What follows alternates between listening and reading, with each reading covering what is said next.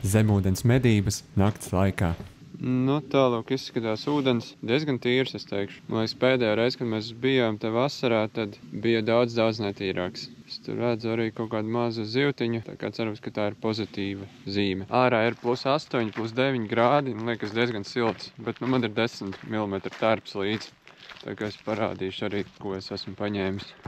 Tā, un šodien es esmu paņēmis līdzi 10 mm tērpu, 7 mm cimdus, 10 mm zeķes. Man šķiet, ka vismaz tās bija 10. Tad, protams, svaru jostu, vesti, lukturus, plēznas, protams, boju ar visu signālu lukturi un arī ieroci. Tā kā tās lietas, protams, arī masku un lietas ir diezgan daudz, kas ir jāņem līdzi. Un visu vajag atcerēties un viss ir jāsagatavo tā kā laiks kaut kāds paiet, kamēr sataisās uz pašām zemūdens medībām. Lukturs es izmantoju diezgan daudz, tāpēc, ka man patīk, kad ir visu laiku labs apgaismojums un ja kaut kas gadās lukturim, tad ir arī rezervas lukturis, jo man ir šis te lielais pamata lukturis un tad ir arī pie ieroču daļa filmēšanas, kur redzēt to pašu stiprinājumu. Izskatās diezgan liels kosmos, vai ne, tas ierocis, bet ar to filmēšanu nav tik vienkārši, kā video izskatos. Un tad ir arī kaut kāds, ja vajag piefilmēt arī platleņķīšās celukturus, tad tāds pavisam cits uzbūs jau daudz dažādas opcijas, un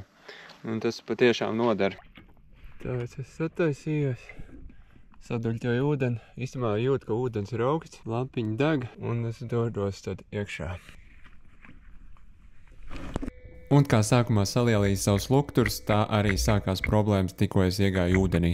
Bet es paņēmu savu rezervas lukturu un medības varēja turpināties.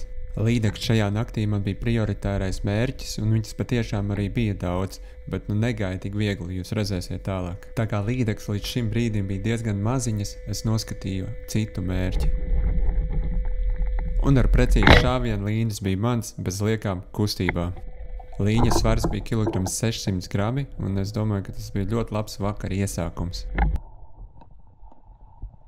Kad piestiprināju pie bojas šo te līni, es iedaru vēlreiz un atradu vēl lielāku līni. Es domāju, ka šis varēja būt ap 2 kilogramiem. Bet man viens līnis jau bija nomedīts, tāpēc šo es neaiztiku, es tikai pafilmēju un paskatījos, ko viņš tur dara. Un šķiet, ka tas bija galīgi aizmidzies, jo atļauju filmēt sev no visiem rakursiem. Ir sanācis redzēt daudz interesantas skatus un kā zivis uzvedās, bet pirmo reizi es redzēju, ka līdekļi guļ iekšā tādā kā dūņu mākonī. Laikam jau iesaisties tā ir daudz ērtāk, pat nav jākustina spuras. Mazās līdekļas bieži vien uzturās arī šādu veidu ūdenzālēs. Un pavisam netālus pamanīju daudz lielāku eksemplāru.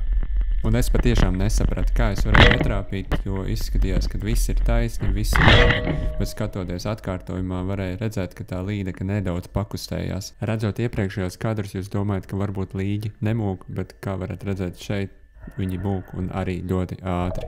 Nezinu, vai līdeks apvainosies, bet visas līdeks izskatījās diezgan parastas, nu kā jau uz rudeni.